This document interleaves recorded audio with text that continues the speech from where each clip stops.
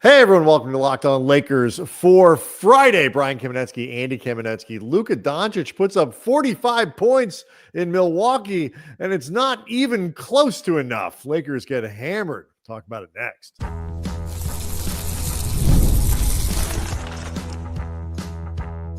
You are Locked On Lakers, your daily Los Angeles Lakers podcast, part of the Locked On Podcast Network, your team every day. Thanks to everybody for making Locked On Lakers first listen of every day, Monday through Friday. No matter how or where you get your podcast, this one's always free and never behind a paywall. Of course, Locked On Lakers on YouTube, Andy, is where everyone's headed to hang out, talk Lakers with Lakers fans, leave each other comments, have conversations, talk to us. Over 33,000 strong, and they are just waiting patiently for the front court to return, because until that happens, Andy, it appears the Lakers, there's just not much they can do. They go into Milwaukee on Thursday night and certainly play harder than they did in Brooklyn, I think, on Monday. Luka puts up 45. Austin Reaves breaks out of his slump. He has 28, and the Lakers got throttled by Milwaukee, lose by 20. It was, in a lot of ways, I thought, the inverse of the Milwaukee game, where Jordan Goodwin, Dalton Connect, Brooklyn game. Brooklyn, Jordan Connect, Dalton Connect, Jordan Goodwin, Gabe Vincent, Vando. I thought all those guys filled in the ways they were supposed to pick up for the absences of the guys missing, but Luka and especially Austin really struggled. Tonight, Luka and Austin were fantastic, and everybody else was somewhere between not nearly enough and damn near non-existent. I mean, to put this in perspective, Luka and Austin combined for 73 points. The rest of the team combined for 33. And I mean, if you're looking to really get a clear view of what happened, like the garbage time minutes didn't affect anything, because JJ really gave, other than Shake Milton, everybody a legitimate shot to play in this game before finally waving the white flag. And you still only got 33 points. And beyond how starkly bad production that is, if you want to put it in perspective, Kevin Porter Jr. off the bench, 22. He had 2/3 of the rest of the Lakers' combined production himself. Yeah. Luka had 29 in the first half, almost outscored all of his teammates not named Austin or Reaves himself. Yeah. It just was way too little from everybody. And look, I mean, for the injury news, we'll get to it back, in the next segment, kind of what things are looking like there, and but all three of LeBron, Rui Hachimura, and Jaxson Hayes, obviously that's your starting front court. They were back in Los Angeles, getting their bodies right. Weren't even in the building. So we'll talk about their progress in terms of when they might be back in the lineup, certainly before the end of the show. But that leaves you, this is one of those instances, Andy, where like really nothing had to give. Like, this was not an immovable object against an unstoppable force. This was, man, the Lakers really look like they're going to have trouble with Milwaukee's size, with Giannis Antetokounmpo, with Brook Lopez, and that is exactly what happened. JJ talked about it. They didn't like how they approached some of their coverages. They didn't execute the game plan as well as they needed to, obviously, and all that. Milwaukee did get a vote in that, by the way, in terms of how they were playing. But the Lakers clearly were trying, felt they needed to try to protect the paint as much as they could. And that left Milwaukee shooting a ton of open threes. And that problem was compounded by the fact that while they were shading to try to protect the paint, that didn't actually work. So they were getting the worst of both worlds, and Milwaukee just leveraged their size in ways the Lakers had no response to, because whether it was Alex Len or Christian Coloco or going small or trying Markieff Morris or whatever it is. Lakers aren't equipped without those three guys in the front court to play without Keefe. They hit Andy. It was DEFCON 88 today in this game. I don't know if DEFCONs go that high, but they reached DEFCON 88, and Keefe is on the floor. And like, I mean, you can't get mad about it. I mean, I'm not mad. It's frustrating, but I'm not mad. The only thing I guess I am somewhat frustrated with is if you were going to play Koloko, I would have liked to have seen him just start. Sure. Just at this point, it's become very clear Alex Len is not going to help. I mean, clearly is not the reason himself that the team lost, but I thought Jason Timpf, the host of Hoops Tonight, friend of the show, summarized it really well.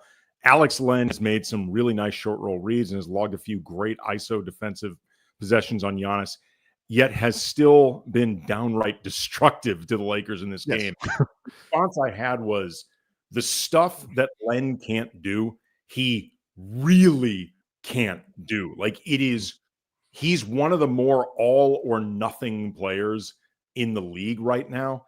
And I like to talk about, Andy, how like good coaching, you can play to a role player's strengths and hide their weaknesses. That's not possible here. Like this, it's just not a choice. And look, to credit to JJ in the sense of he didn't even activate Trey Jemison III for this game, meaning he entered it with the idea of, I'm going to give Christian Koloko a try. He obviously was willing to even put Markieff Morris in there to begin the fourth to see if just anything different could happen, and nothing did. And like you said, the size that they were giving up, the length that they were giving up, the JJ talked about this, the lack of familiarity with a lot of these floor combinations together, which led to a ton of open threes for Milwaukee. I'd mentioned before how the Lakers, not Luka or Austin, combined for 33 points, and Kevin Porter Jr. had 22. That's 2/3 of that production. He hit his first 4 threes, and none of them were contested. Well, we mentioned at the beginning 45 from Luka Dončić. It was you could kind of tell it was going to end in kind of futility, like it wasn't going to amount to a win. But watching Luka keep the Lakers in the game in the first half, amazing, was fun. I mean, he was insanely good. He finished the first half with 29 points. He was hitting threes. He was getting to the line. He was hitting little middies. Like the full range of Luka Dončić offense was kind of on display, which is actually, if there is a silver lining to this moment, it is that both he and Austin, to whatever extent that they are in slumps, and Luka's efficiency isn't what it normally is, so there's room for improvement there. Obviously, Austin had a breakout game.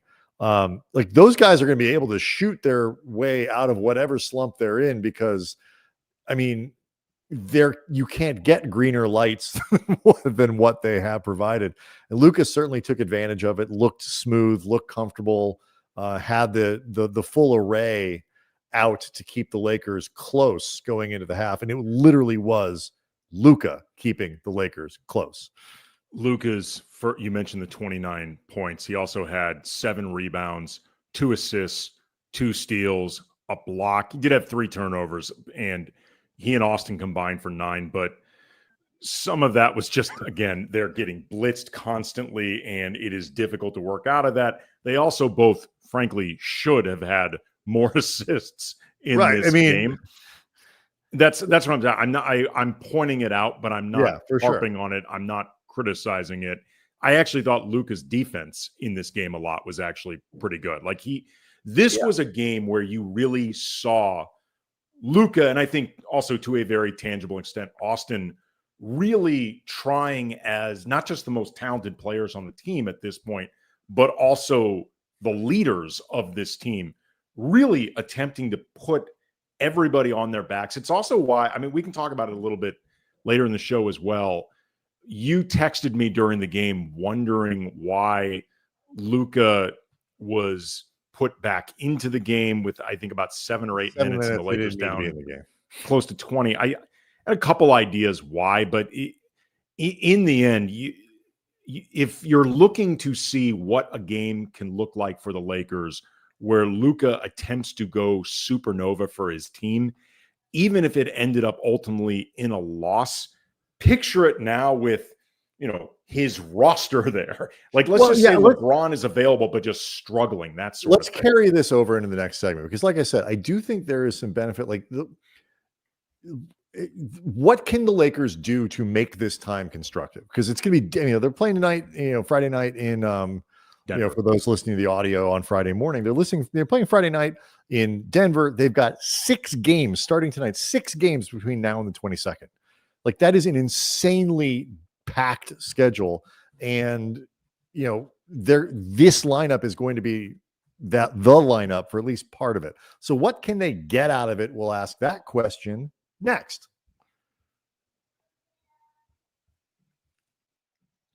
Locked on Lakers is brought to you by FanDuel.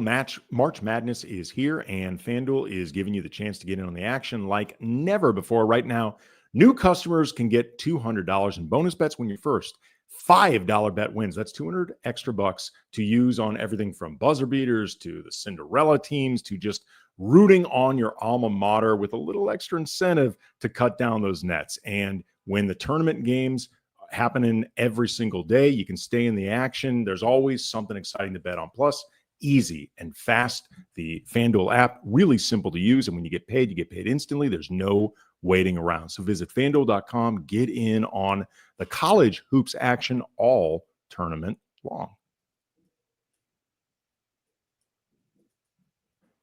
So Locked on Lakers is also it's not just a podcast, a hit podcast, Andy, worldwide hit podcast. It's also a worldwide hit newsletter, which you can subscribe to if you like to read about your basketball, not just listen to it. You go to LockedOnDaily.com and click on Locked on Lakers, and every day this show, along with some great NBA analysis from around the NBA channel here at the Locked On Network, comes to you every day. So go ahead, Locked On Daily, click on Locked On Lakers. The show is in your inbox. I think if there is something to try to get out of this moment, these are not lineup if you end up having to play some of these lineup combinations in the playoffs and stuff like that, it's not going to end well. Like, this is just like, there's, can you try to make a guy like, I don't know, Goodwin more comfortable playing? But yes, but even minutes for guys like that are probably going to come with other really good players around them. And so these lineup combinations and the way that some of these role players are being used just isn't going to look the same once you have your starting center, your starting power forward, and your starting small forward back in the lineup. But what you can do is do whatever you can to make Luka extraordinarily comfortable. Like, he can take over, completely take over when LeBron is not available, and work his way back into full Luka before the playoffs come. That actually gets to why, at least a theory that I had for Luka playing those fourth quarter minutes that you had texted me about. One theory, and this is my response to you, was I wonder if JJ is just seeing if by, say, 5 minutes left in the game, they can get it down to 10. And if you get it down to 10, it's worth right. I think that's ultimately what it was. That tends to be what coaches do. But also, the idea of getting Luka comfortable. This was a game where not only did he look great, he looked probably the best that he has looked as a Laker. Certainly, I think over the course of 4 quarters, the most comfortable, the most Luka-ish. So he may have wanted to just keep him out there just to keep that rhythm going, keep the flow. If he, dusting off Markieff Morris, that's somebody Luka's familiar with. I wonder if he was just trying to give him a little more reps with Markieff just to see what it looked like, because those two have played together in Dallas. Maybe. I think he was just letting him play, to be perfectly honest. Given the most backups, likely thing is see if coaches do this all the time. See if you can get it within 10. If you can get it within 10, weird things happen. I also do think there's a chance that he doesn't play in Denver. So I mean, I think if JJ did not commit to whether or not Luka would or would not play in Friday night's game, and so I think there may have been 100% speculation, at least some thought that we can let him play a little bit longer in a game we're probably not going to win because there's a very good chance he's going to sit on Friday night anyway. It's possible. JJ, while not committing to it, did say that his expectation was that everybody who played in Milwaukee is going to play in Denver, which, as you note, is not a commitment. But I read it more like JJ was really expecting everybody to play, unless, as he noted, somebody's body feels worse tomorrow, which you can't predict. And to be fair, even though it was like, why is he in there? It was more like you're risking, turning an ankle, stepping on the wrong guy, like whatever. And it's not like these extra 3 minutes are going to make a difference either in how he plays on Friday or his availability, or like waking up more sore once they get off the flight. No, it was purely a preventative. Sure. But I mean, I think there was at least potentially some tangible motives on JJ's part for keeping Luka out there as long as he did, for keeping Austin as long as he was out there. They both played 36 minutes. And if you wanted to make the argument of why is Luka being put back in the game? Why is he out there? You could have made the same argument for Austin with that big of a deficit. I imagine at least a little bit of it, beyond the competitiveness all these coaches have, is Austin looks great for the first time in a few weeks. Let him keep playing. Let him recognize this feeling. I wouldn't be surprised if that was an element with both those guys. It could be. I'm glad you brought up Reaves, because that was going to be my next thing. It was like, while in contrast to what I think it was with Luka, who's been nursing the ankle and the back, he looked good. I mean, he looked comfortable. He looked fine. Like, I made the joke that, if he wasn't so out of shape, he would have gotten 30 in the first half instead of 29. Like, as much as this is a talking point, like, you can tell a difference when a guy is laboring and when he's not. And Luka looked smooth. He looked comfortable. He like all that stuff. Looked like he got a little tired in the second half because Milwaukee was finally making it just too difficult to kind of keep the team in it single-handedly. But he didn't look at all uncomfortable. And I think if he had, the Lakers would have sat him down faster. Austin getting right is critical. And so, again, in terms of this, like, it's not good. You wouldn't draw it up this way. It's not ideal. It's not like something you want to have happen. But there is an opportunity here for a little bit of two-man familiarity, a little bit of a two-man game between Luka and Austin to get those two guys on the same page and really comfortable with each other. And then beyond that, they need Reaves to play well. Like, this is clearly a supporting cast, and obviously it'll make a difference when Rui is back. But it's not an explosive supporting cast. Like, most of the firepower is going to be in that starting lineup. You might get Dalton Connect to pop off the bench every couple games, or Gabe Vincent hits a few threes or whatever it is. But like, those guys need to be right. Austin needs to be somebody who is a threat to put in 20 to 25 in a playoff game. Absolutely. And again, I think there was utility to playing both those guys extended minutes. I think there was utility, again, with Keith being out there for like his first extended minutes ever as a Laker, just seeing what it looks like, because there are issues with center right now, period. And even when Jaxson Hayes gets back, there can be issues in terms of who backs him up. And coming up, we can talk about the supporting cast, because it was really lacking in this game. And it is also a continuation of some issues that have been happening with the non-star guys, or in the case of, I guess, maybe Austin's star adjacent players on the Lakers. So we can get into that coming up next.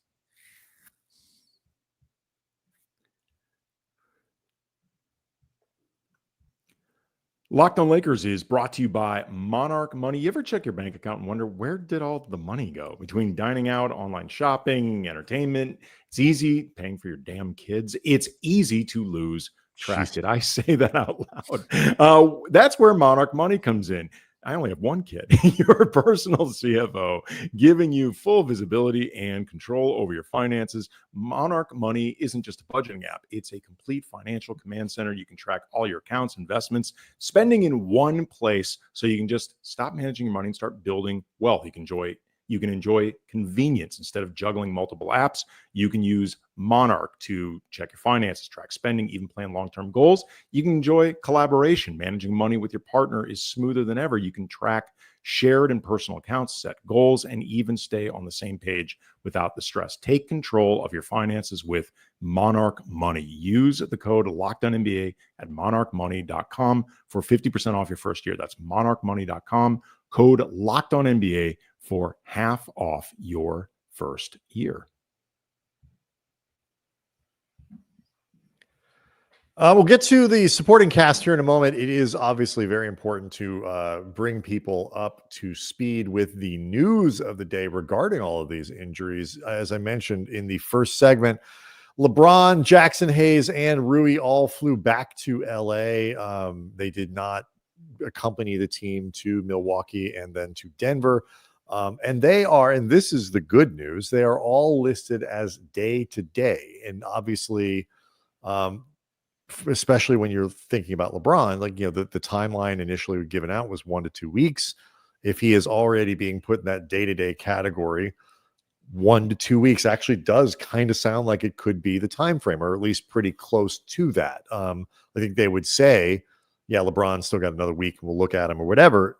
You certainly do not want to be raising expectations around when he is going to be coming back. And so if all three of those guys are listed as day-to-day, hopefully at least it means the Lakers could get one of them back, a couple of them back, if not after the road trip is over, maybe early next week. Again, the Lakers play 6 games starting Friday, between Friday and Saturday the 22nd.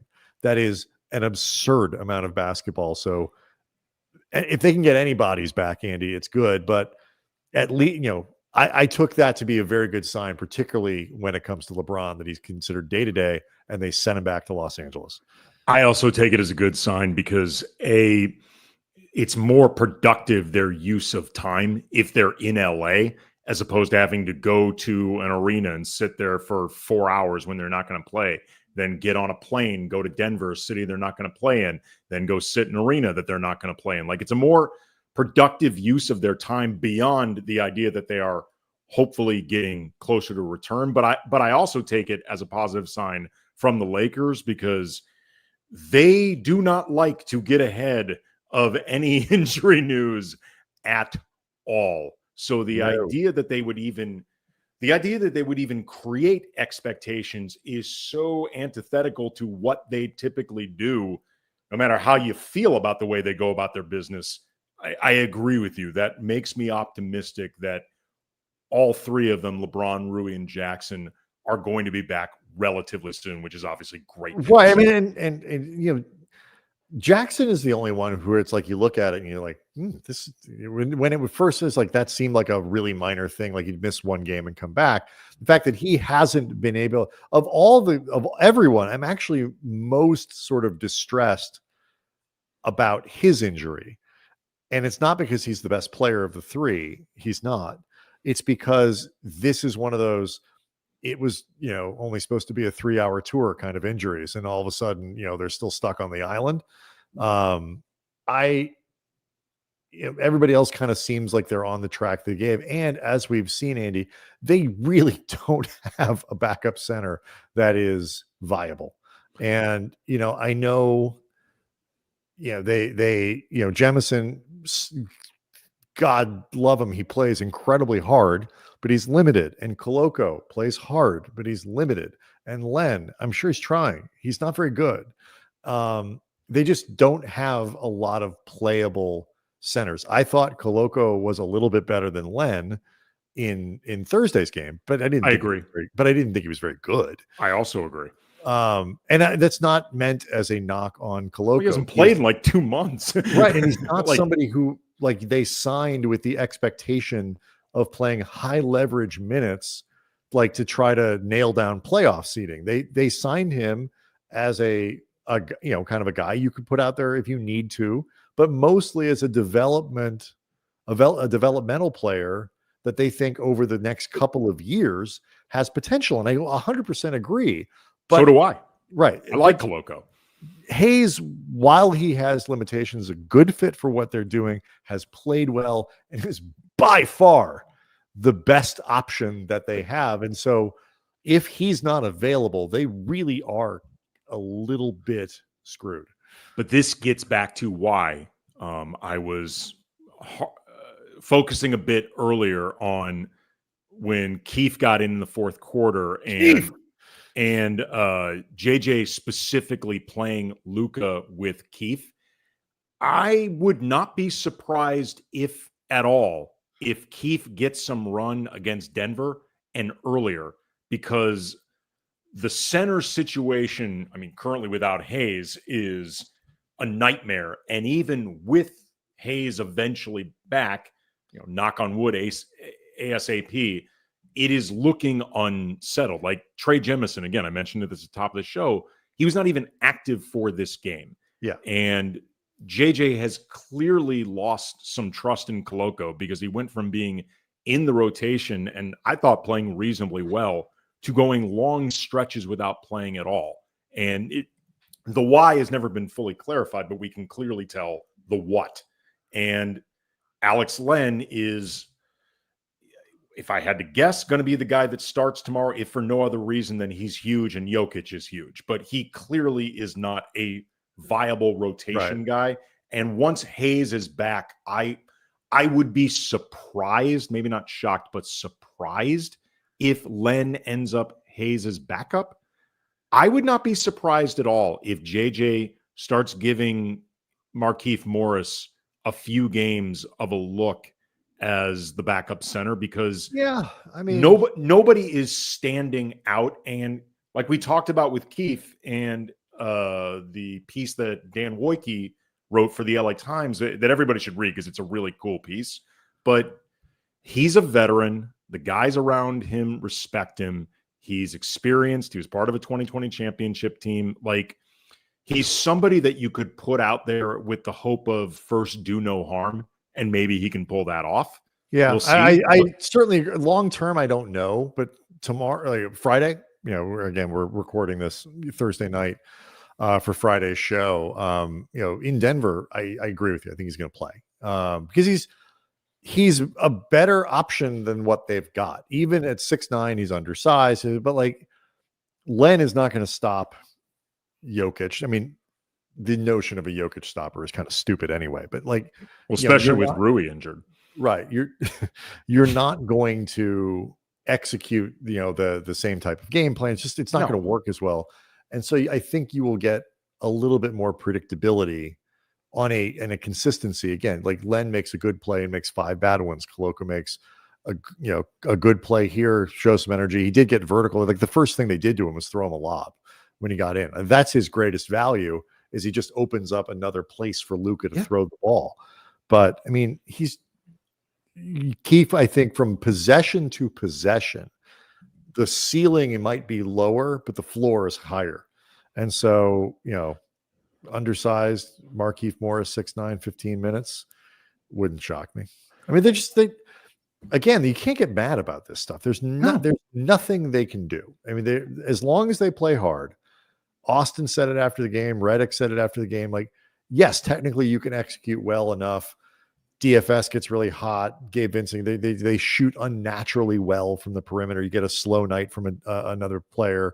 I don't think Phoenix is so good that they can't beat them over the weekend. But, KD's a problem.